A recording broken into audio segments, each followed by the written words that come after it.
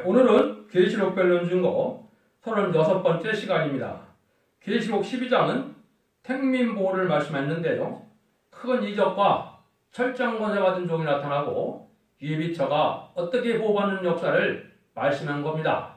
오늘은 1절부터 6절까지 예비처의 보호받는 일까지 변론해 보도록 하겠습니다. 그래서 택민보호라는 것은 바로 뭐냐? 이 택민은 성대 바늘에 들어가지 못해서 변화 승천을 하지 못했지만은 이 촛대교회가 말세 복음을 전할 때 이제는 그 말씀에 따라서 모인 그런 백성들 성도들을 뜻했습니다. 그래서 이분들은 이제 후 3년 만에 하나님의 예비처에 보호받을 것을 얘기했습니다. 근데 이제 이 교회가 나타나는 것은 아주 중요한 의미가 있는데요. 어떻게 보면 가장 큰 비밀이기도 하고 여기서도 가장 큰 이적이라고도 했는데 여기에 이제 해를 입은 여자가 등장하는 일이 나타나죠. 그래서 해를 입은 여자가 등장하는 것가 인간 종말의 마지막 교회 역사를 뜻한 겁니다.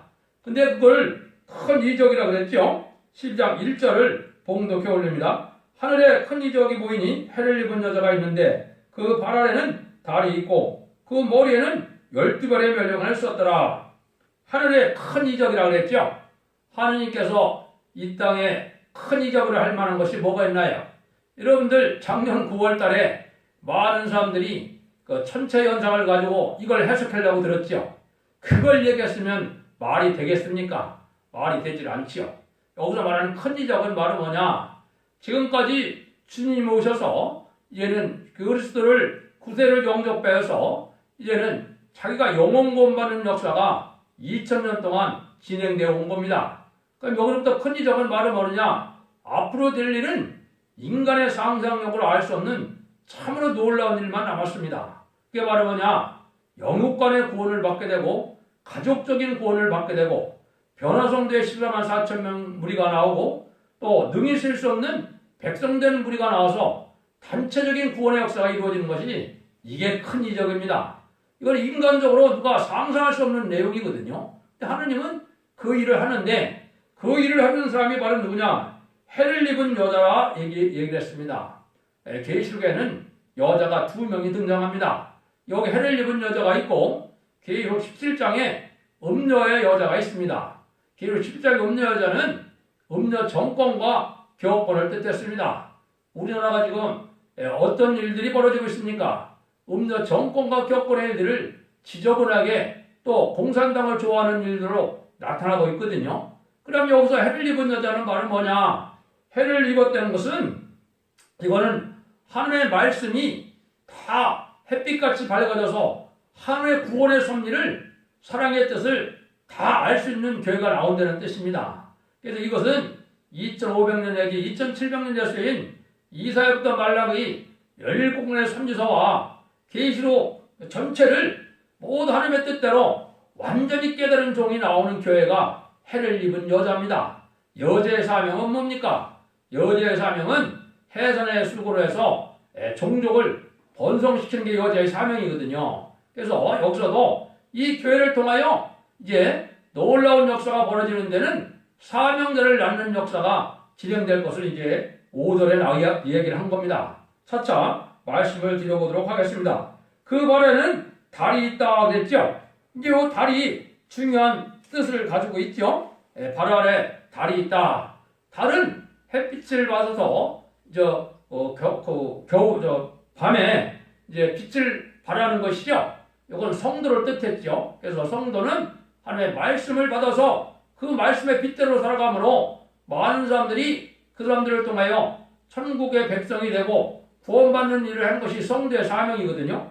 그게 실질적으로 성도가 이게 다릅니다. 그런데 여기서는 특별한 성도가 나오는 겁니다. 여기는 땅의 권세를 또 의지하지 않고 또 이 땅에 소망을 두지 않은 이런 성도들을 뜻했습니다. 성도의 권세를 중심해서 촛대교회로 하늘의 뜻만을 사모하고 받들게 한 성도들을 달로 표현한 겁니다. 그래서 여기는 성도들 중에서도 특별한 성도를 얘기하는 겁니다. 그래 해를 입은 여자라는 것은 그래서 지금까지 기독교 2000년에 나왔던 모든 교회를 뜻한 것이 아니고 이제 정한 때가 되어서 심판 때가 되어서 새로 나오는 첫대기를 얘기하는 겁니다. 그래서 에베소에서도 보면 사랑이 실령으로 첫대가 옮겨진다고 그랬고, 계시록 11장 3서들에도 보면 두 감람나무와 두 첫대라고 그랬죠.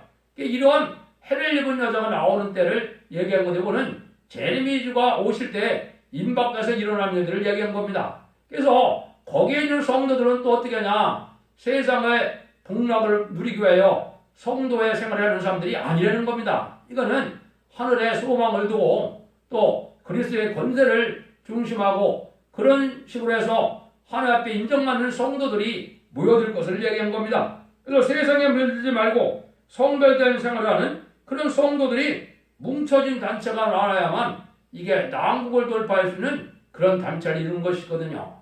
그럼 지금 이제 왜 해를 입은 여자가 나와야 필요하느냐? 영적으로는 지금 아주 흑암이 깜깜한 세상이거든요. 지금 영적으로 흑암이 깜깜한 세상이라는 걸 모르는 것은 이게 장님과 다름이 없는 세상에 살고 있는 겁니다. 그래서 그거 이제 햇빛같이 밝다는 건 바로 뭐냐? 하나님의 구원의 섭리가 어떻게 이루어지느냐? 천국권, 청년 왕국권이 어떻게 이루어지느냐? 변화성도가 되어서 주님이 재림할 때 재미를 영접할 그러한 신앙 준비가 무엇이냐? 휴거의 때가 언제냐? 또 신부 자결 같은 것이 무엇이냐? 새시대 가는 방법이 무엇이냐? 환란과 전에 죽지 않고 살아남는 방법이 무엇이냐? 영국간에 구원함을 받는 것이 뭐 이런 거를 다 깨달은 것이 이게 해를 입은 여자가 되는 거거든요. 그래서 이거를 참으로 엉터리 같은 해석을 많이 했는데 다 속는 일입니다. 근데 이 사람들의 특징은 뭐라고 했습니까? 그 모래는 12별의 멸류관을 썼더라. 이 12별도 뭘 상징하느냐? 12사도를 상징하는 겁니다. 이걸 또 천체적으로만 보아갖고 또 난리를 쳤는데 사실 12별의 멸류관은 뭐를 뜻하느냐? 예수님의 대행자인 12사도는 어떤 길을 갔습니까? 순교길을 간 겁니다. 예수님의 대행자가 돼서 예수의 증인이 돼서 그 사도들의 사명으로 2000년 동안 영혼 구원받는 그러한 복음의 역사가 진행된 거거든요. 근데 12벌이 멸류관을 썼다고 그랬죠? 멸류관은 바로 뭡니까? 순교적인 길을 가서 왕권 받은 종을 뜻했습니다. 그래서 12벌의 멸류관을 썼다는 것은 12사도의 신앙 노선에서 탈선되지 아니하고 왕권 받을 만한 그런 신앙을 가진 종들을 뜻한 겁니다. 그러면 이게 뭐예요? 변화성도는 이제 왕권 받을 종들인데 이 자들이 이제 하나님 앞에 인정받는 12사도의 사람의 계제자들이 된 겁니다. 이걸 제가 11장 10절에 두 선지자라고 그랬는데 이 두 선지자는 다시의 삶을 감당해서 예언서 계시록을 이 시대에 정확히 맞게 해석하는 일을 하는 일이거든요. 그래서 12별의 멸류관을 썼다고 그렇게 얘기한 겁니다. 그런데 이제 여기 2절에 보면 뭐를 하게 됩니까? 2절에서는 이제 이 여자가 아이를 배워 해산하게 되면 아파서 애써 부르더라. 그렇죠? 여자가 이 교회가 아이를 배워서 해산하게 된다 그랬죠? 해산은 가장 어려운 일을 뜻했는데 기독교 중간에 해산해야 될 이유가 있죠? 이게 5절에 나와 있는 겁니다. 철장으로 마음을 다스릴 남자인데 그 아이를 낳아야 되기 때문에 그럽니다. 그래서 아이를 낳기 위한 해산의 수고를 해야 된다는 걸 여기 얘기를 한 겁니다. 그러면 여기서 해산의 수고를 하는 것이 무엇이냐? 이게 중요하겠죠? 이거는 기독교 역사상 이제 남을 살리기 위해서 이제 기도하는 기도가 쌓여서 순교자의 기도가 쌓여 있고요. 그 다음부터는 하느님의 사명을 위하여 역사는 때가 오는데 이거는 이제 이사야 26장 24장에 보면 뭐를 말씀하신 거냐? 이 첫 번째는 기독교 종말적인 역사에서 애써 부르짖는 강한 여자인데 기도의 분량을 채우는 걸 뜻했습니다. 호소와 기도의 분량인데 왜 그러냐면 하나님은 이 세상에 예정이 되어 있더라도 성도들의 기도를 듣고 역사하시는 거거든요. 그 기도를 하게 하는 거거든요. 그러니까 24장에서는 세일을 구하는 역사를 할 때 하나님께 부르짖는다고 그랬거든요. 그럼 세일이 성경상으로는 뭐냐? 세상을 심판해서 재창조해서 천년왕국의 새 시대를 이루어지는 일을 세일이라고 하는 거거든요.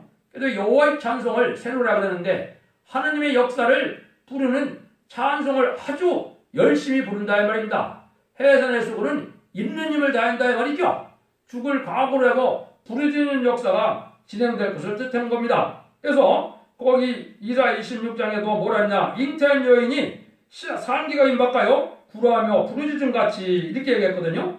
이사 40장 14절에도 해사는 여인같이 부르짖으리니 이렇게 했고요. 미가서 4장 9절에서 13절에도 딸 시온이여 해사는 여인처럼 애써 구로하여 나을지어다 이렇게 얘기했거든요. 그러니까 이게 구체적인 시기를 여러분 언제인지 잘 모르겠죠? 이게 중요하거든요. 이게 이사야 66장 5절에서 7절입니다. 말씀에 떠오는 자들이 쫓겨나서 해산을 두고요 남자를 낳는다 이렇게 얘기를 했습니다. 여기에 철장든 아이를 낳는 것을 여기에 남자를 낳는다 그런 겁니다. 이거는 계시록 11장에서는 두 증인을 제가 설명을 드렸죠. 여기는 두 증인 중에서도 첫 번째 나오는 성부적인 종을 뜻한 겁니다. 그래서 이사 66장 7절에서는 해산하여 수고한다 하는데 이건 어떻게 되냐? 기독교 종말에 영계 싸움이 아주 크게 일어나서 영계 싸움을 하다가 어떻게 된다고요? 말씀 때문에 쫓겨나는 일이 역사가 일어나서 그때부터 해산의 숲으로 부딪힐 수밖에 없는 그런 형편에 들어갈 것을 뜻한 겁니다. 여러분 이게 처음 들으면 이상한데요. 왜 그러냐면 알파 역사를 잘 보십시오. 알파 역사가 사명자로 올 때 뭐로 나타나게 됩니까? 이스라엘 백성들을 구원하기 위해서 모세는 아기로 태어나서 나일강에 버림받는 일로 시작이 됐죠. 그러면 은혜 시대가 시작될 때 인류 역사를 구원하는 역사는 누가 시작을 했습니까? 예수님이 마리아에게 잉태돼서 어린아이로 태어나는 일로 시작이 됐죠.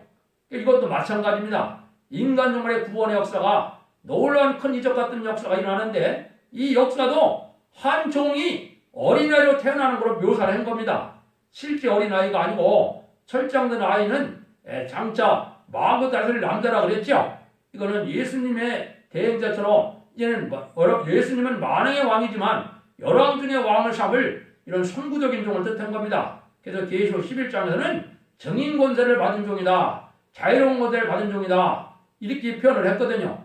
그 이유로 해서 이렇게 해외선의 숲을 하게 되는 걸 얘기를 한 겁니다. 그래서 이게 기독교가 2000년 동안 역사를 하다가 21세기 초에 이런 일이 벌어진 겁니다. 그러면 왜 그러냐? 예언서 계시록이라는 것은 1세기에 예수님의 탄생, 사도 세례요한의 탄생부터 말씀 응하기 시작해서 예수님이 부활 승천함으로 이제 말씀이 잠잠히 있었죠.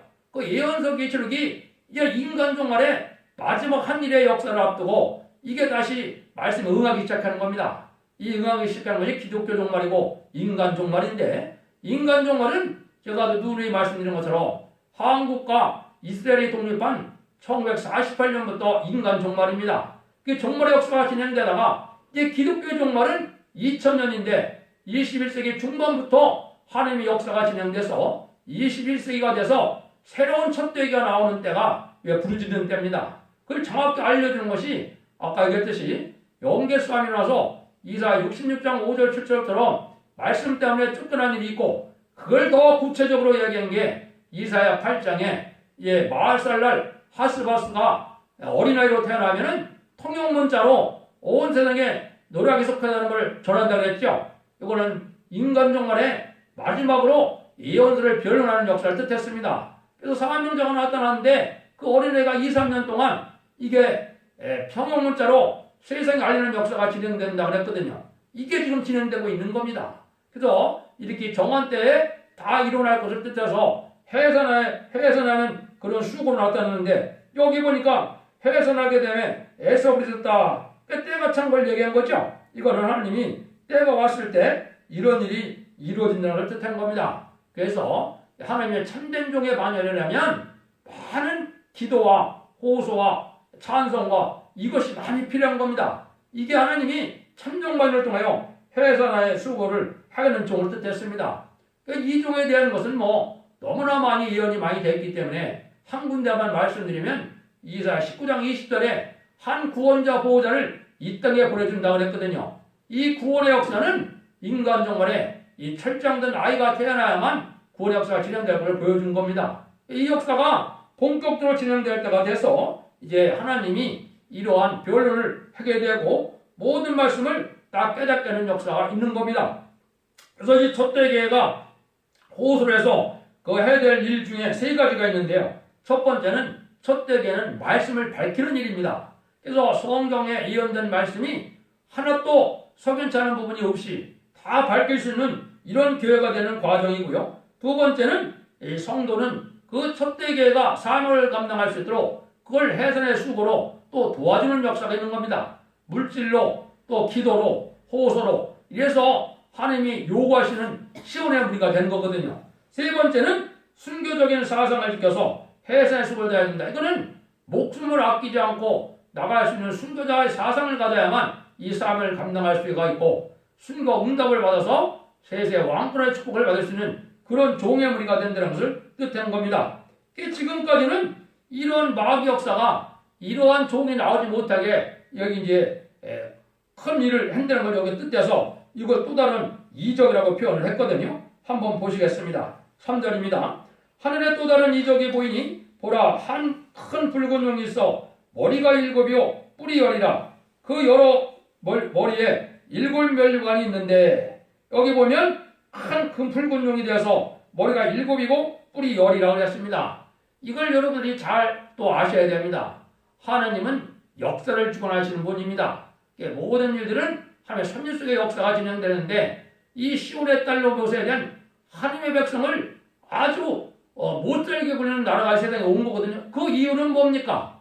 아담과 하와가 에덴 동산에서 말씀 싸움에서 졌거든요. 그래서 선악과를 따먹는 역사를 했기 때문에 그 뱀이 어떻게 됐어요?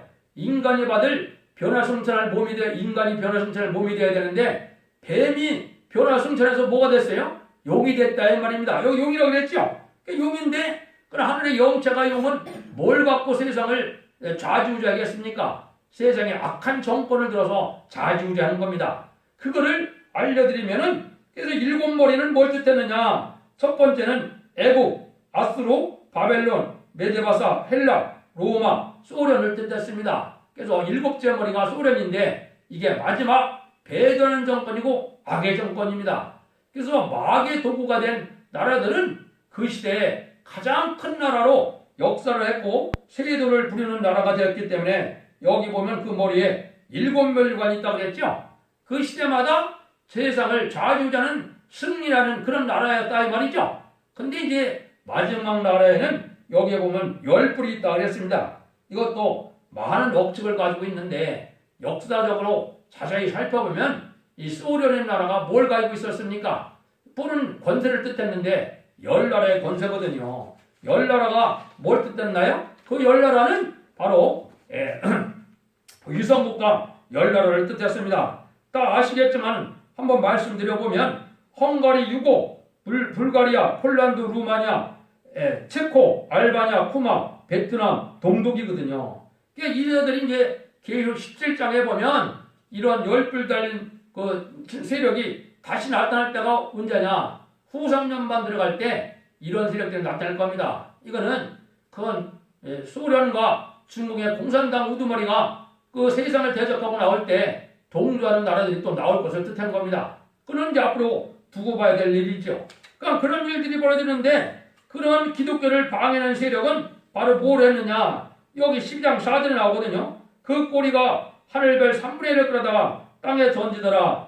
용이 해산하려 하는 여자 앞에서 그가 해산하면 그 아이를 삼키고자 하더니 이 용의 세력은 이 남자만 나면은 자기의 때가 얼마 남은 걸 알기 때문에 아주 극도로 발악하는 걸 뜻했는데 첫 번째 뭘 흔드는 겁니까? 이 꼬리가 그랬죠? 이 꼬리는 이제 뭘 뜻했나요? 계시록 시대가 본격적으로 진행되는 것은 이 꼬리 세력인데 노동자 농민의 하층 계급이 볼셰비크에 혁명을 일으켜서 소련이라는 공산당이 탄생했죠. 이때부터 그 역사가 진행된 걸 뜻한 겁니다. 그래서 1950년 우리나라 이제 6.25 전쟁과 1965년경 1975년까지 이게 베트남 전쟁을 통해서 전 세계 3분의 1이 공산화가 됐거든요. 이게 악의 세력이 땅에 사는 일들이거든요. 근데 이것도 별 3분의 1을 끌어다가 땅에 던지더라 하는데 이것도 사람들이 엉터리 해석을 하죠. 하늘에 별이 다 한국에 땅에 떨어진다 이렇게 얘기를 했죠. 지구보다 작은 별이 별로 없습니다. 큰 별들이 어떻게 하늘에 별 3분의 1에 이 지구의 땅덩어리에 떨어집니까? 이건 잘못 알고 있는 겁니다. 1차적으로는 전 세계 3분의 1의 공산화된 세력에서 기독교의 종들이 다 타도가 당하고 죽고 멸망한 것을 뜻하는 겁니다. 그런 역사가 이루어진 거거든요. 그러면 이제 다니엘서 12장 4절에 보면 3절 4절에 보면 하늘의 궁창과 같이 별들이 빛날 별들이 또 나타나거든요. 이거는 첫 대기를 통하여 새로운 별들이 나타나는 걸 뜻한 거고, 여기서 떨어지는 것은 이제 그 부패된 기독교의 종들이 다 타동을 받아서 멸망할 것을 보여준 겁니다. 한국이 지금 그런 상황에 있는 겁니다. 영적으로는 지금 타락한 종들이 언제 다 없어지느냐? 이번 환란 오면 하나님의 보호 역사가 없기 때문에 다 별이 떨어지게 되거든요. 그래서 새로운 종들이 일어나는 것은 또 별들이 생겨나는 거거든요. 이런 일들이 역사적으로 이루어진 겁니다. 그 공산당 세력이 이제 뭘 끼고 나옵니까? WCG 그런 걸 통해서 거짓 선지를 통해서 나타나거든요. 마귀는 이제 누구를 통해서 역사를 하느냐? 마귀의 도구가 바로 공산당이고, 공산당은 거짓 선지를 통해서 역사하는 거거든요. 한국에 보면 참으로 많은 사람들이 이 북한 공산당 세력한테 쩔쩔매죠. 요즘에 텔레비전 보시면 얼마나 쩔쩔맵니까? 이게 다 마귀 하수인들이 된 겁니다. 이게 멸망할 때에 대해서 여기서 말씀하는 대로 그렇게 되는데, 해외에서는 아이를 삼키고자 한다고 그랬죠. 앞으로 이제는 지금은 영적으로만 이용되니까 모르지만은 앞으로는 이제 뭐예요? 이 종이 나타나서 하나님의 구원한 역사를 본격적으로 진행되면은 모든 세상은 그 종을 대적하는 역사를 나타나는 거거든요. 그래서 지금까지는 기독교를 통해서 박해하고, 기독교를 통해서 박해하는 과정에 아까 말씀드린 것처럼 영계 싸움이 크게 일어남으로 말미암아 쫓겨남을 당하고 그 종의 해산에 부르짖다가 남자를 낳는 시온의 무리가 나타난다. 이게 이제 첫 대계다 이 말입니다. 그 말씀이 응할 것을 여기 말씀하는 겁니다. 그래서 이제 완전히 왕권받은 철장권을 받은 종이 나타나야만 이제는 하느님의 역사가 진행되는데, 이것이 기독교 종말의 완전 승리의 역사입니다. 그래서 두 가지 이적이 있었죠. 한 가지는 해를 입은 여자 촛대가 나타나서 말씀을 햇빛같이 밝아서 철장든 아이를 낳게 하고, 또 한 가지는 마귀 세력인 공산당과 또 세상에 강한 세력으로 나타나서, 왜? 공중권세를 누가 가지고 있기 때문에요? 마귀가 갖고 있기 때문에. 그래서 지금까지 역사적인 강대국을 통하여 기독교를 핍박하는 일이 있었고, 공산당이 등장해서는 전 세계 3분의 1에 기독교를 말살시키는 역사를 했거든요.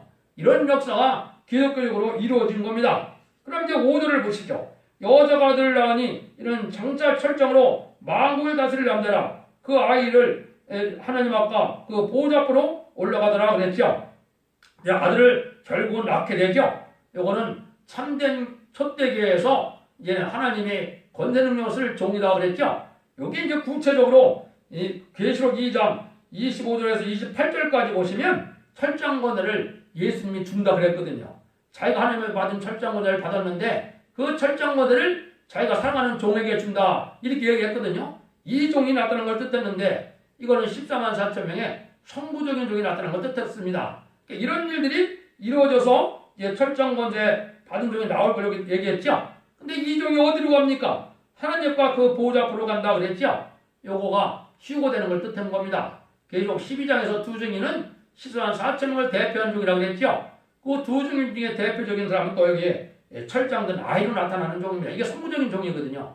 그럼 14만 4천 명이 하나님과 보호자 앞으로 이제 휴거되는 일을 뜻했습니다. 왜 그럼 여기 두 가지로 표현이 됐느냐? 하나님과 보호자 앞이라고 했죠. 왕권의 직접적인 치리권을 받아서 왕국 부서 조직에 직접으로 참여할 자가 있고, 거기에 반열로 참석할 자가 있기 때문에 부득불 나눠서 올라가는 겁니다. 그래서 후 3년 반 동안 하나님의 보호자 앞에서 왕국 부서 조직을 이루고 있는 겁니다. 그건 바로 뭐냐? 왕이 나오려면은 우리가 조각을 먼저 해야 되죠. 만왕의 왕으로 이 세상에 예수님이 오셨을 때 각 나라를 다스릴 분봉왕과 거기에 합당한 총리나 국무총리나 도지사나 시장이 있어야 되겠죠. 그런 조직을 한다 이 말입니다. 그래서 하나님 앞으로 갔다는 얘기를 한 겁니다. 이런 일들이 완전히 이루어져갖고 이제 지상 강림하여서 이제는 왕국 천년왕국이 시작될 때가 오겠죠. 먼저 차차차차 말씀드리도록 하고 이제 6절만 하고 마치도록 하겠습니다. 그 여자가 광야로 도망하며 거기서 1260일 동안 저를 양육하기 위하여 하나님의 예비한 곳이 있더라 그랬죠. 요게 이제 계시록 12장의 중요한 비밀이 되겠습니다. 아까 말씀드린 것처럼 여기 1260일 동안 양육받는 것은 후 3년 반 동안은 마귀의 세력이 온 세상을 지배하는 세력이 된 거거든요. 그래서 그 세상이 되면은 후 3년에는 계속 13장처럼 수정 통치라고 하는데 이 공산 정권이 세상을 자주하는 때가 오는데 이때 피해를 당치 않도록 예비처라는 곳이 있어서 보호해준다 이 말입니다. 그래서 이거는 왜 보호해주고 양육을 받아야 되느냐? 이 사람들은 이제 변화 성도들은 일찍이 하나님 앞에 성도들의 삶을 잘 하고 사명을 감당하다가 말씀 무장이 되고 신부단장이 돼서 이게 아주 영계가 높은 그런 성도가 됐지만 이 사람들은 그 말씀을 듣고 쫓아왔기 때문에 아직 기독교인의 삶을 잘 모르거든요. 또 영계가 올라가지 않았거든요. 그래서 말씀 무장을 하고 또 천년왕국에 가서 천년 동안 안 죽을 몸이 되어야 되기 때문에 그러한 변화를 받을 만한 신앙, 교육이 있는 것을 양육한다 이렇게 표현한 겁니다. 그러니까 예비처는 이제 어디에 보면 정확히 여러분들이 잘 알 수가 있느냐? 이거는 이사야 33장을 보면 거기는 안정처라 그렇게 얘기되어 있습니다. 요거는 이제 다음 시간에 구체적으로 말씀을 드리겠습니다. 그래서 여기에 보면 나라마다 이제는 예비처가 있게 되는데 환란이 올 때요. 한국도 마찬가지죠. 한국은 이번에 환란이 와서 북진통일이 돼서 선진국가 되면 전체가 예비처가 될 겁니다. 그 다음에 각 세상이 심판할 때마다 하나님은 이제는 예비처를 통해서 택한 백성들을 보호하는 역사가 있을 것을 얘기한 거거든요. 그래서 여기서 예비처는 후 3년 만에 하나님의 택한 백성들을 구원할 것을 말씀했는데 이제 기사 33장에 보면 이제 합당치 않은 자들은 병으로 소탕을 시키고 또 하나님은 거기에 물과 양식이 공급해준다 이렇게 이야기 말씀을 하셨거든요. 그 다음에 천군이 후회될 것이다. 또 거기는 여러분들이 중국 같은 데 가서 궁궐을 보면 해자라고 그러죠. 큰 강을 파서 그 궁궐을 보호하는 역사가 있죠. 그런 보호하는 역사가 있다는 것을 이사야 33장에 말씀을 했습니다. 절대적인 보호하는 역사가 있을 것을 얘기했는데 이거는 구체적으로 이제 계시록 12장 후반들에서 다시 말씀을 드리려고 하겠습니다. 여러분들 참 놀라운 오늘 비밀을 말씀드렸는데 이 말씀을 잘 듣고 이제 하나님 앞에 순종하고 또 성령님께 이제 기도로 간구함으로 바로 깨닫는 역사 속에서 이제는 인간 생활의 마지막 법인 예언의 법을 잘 지켜서 하나님 앞에 그러한 구원의 복을 누리는 복된 성도가 되기를 예수님의 이름으로 축원드립니다. 감사합니다.